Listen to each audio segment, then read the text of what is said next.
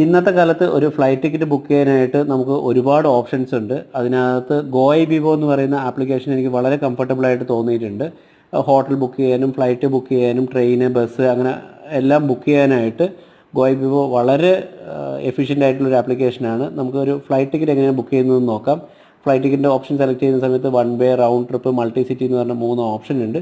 One way flight ticket നമുക്കിപ്പോൾ കൊച്ചിയിൽ നിന്നും ദുബായിലേക്ക് ഒരു ഫ്ലൈറ്റ് ടിക്കറ്റാണ് സെലക്ട് ചെയ്ത് നോക്കാം. കൊച്ചിൻ ഇൻ്റർനാഷണൽ എയർപോർട്ട് ഫ്രം ആയിട്ടും ടു ദുബായിൽ നിന്ന് നമുക്ക് അടിച്ച് നോക്കാം എങ്ങനെയാണ് വരുന്നതെന്ന് നോക്കാം.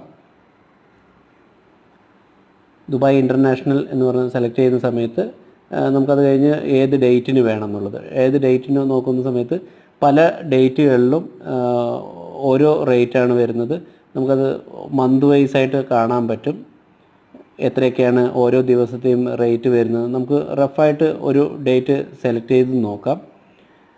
ഏറ്റവും കുറഞ്ഞ റേറ്റ് ഉള്ളത് കാണിക്കുന്നത് 8,850 രൂപ എന്ന് കാണിക്കുന്ന ഒരു ഡേറ്റ് നമുക്ക് സെലക്ട് ചെയ്ത് നോക്കാം. 17 ജൂണിന് സെലക്ട് ചെയ്ത് നോക്കുന്ന സമയത്ത് ഈ 8,850 എന്ന് പറയുന്നത് ഏറ്റവും കുറഞ്ഞ ചാർജാണ്. അത് 2:10 ഷാർജയിലേക്ക് പോകുന്ന ഫ്ലൈറ്റിൻ്റെ ചാർജാണ് ഈ കാണിക്കുന്നത്.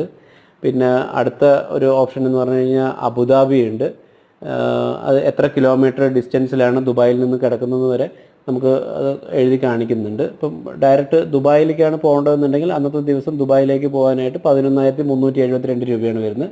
അബുദാബിയിലേക്കോ അല്ലെന്നുണ്ട് പറഞ്ഞു കഴിഞ്ഞാൽ ഷാർജയിലേക്കാണെങ്കിൽ കുറവാണ്. ഇപ്പോൾ ഏറ്റവും കുറവ് വരുന്നത് 8,850 രൂപ കൊച്ചി ടു ഷാർജയിലേക്കാണ് വരുന്നത്. ഒരു 19 കിലോമീറ്റർ ദുബായ് എയർപോർട്ടിൽ നിന്നും ഡിസ്റ്റൻസിലാണ് ഈ ഷാർജ എയർപോർട്ട് കിടക്കുന്നത്.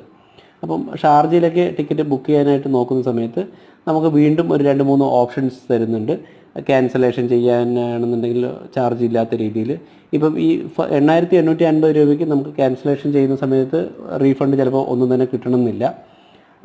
പിന്നെ അതുപോലെ 2-3 ഓപ്ഷൻസ് നമ്മുടെ കംഫർട്ടബിൾ അനുസരിച്ച് നമുക്ക് നോക്കി എടുക്കാവുന്നതാണ്. അപ്പം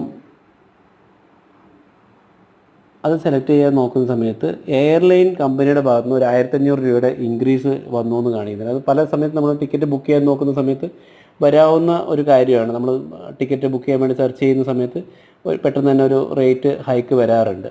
അത് കഴിഞ്ഞതിന് ശേഷം ഇത് സെലക്ട് ചെയ്ത് നമുക്ക് ആഡ് പാസഞ്ചർ എന്ന് കൊടുത്ത് നമ്മുടെ ഫസ്റ്റ് നെയിമും ലാസ്റ്റ് നെയിമും അതുപോലെ തന്നെ ഡേറ്റ് ഓഫ് ബർത്തും കൊടുത്തു കഴിഞ്ഞ് നമുക്ക് UPI പേയ്മെൻറ്റ് വെച്ചോ അല്ലെങ്കിൽ ക്രെഡിറ്റ് കാർഡ്, ഡെബിറ്റ് കാർഡ് വെച്ച് നമുക്ക് ഫ്ലൈറ്റ് ടിക്കറ്റ് ബുക്ക് ചെയ്യാവുന്നതാണ്.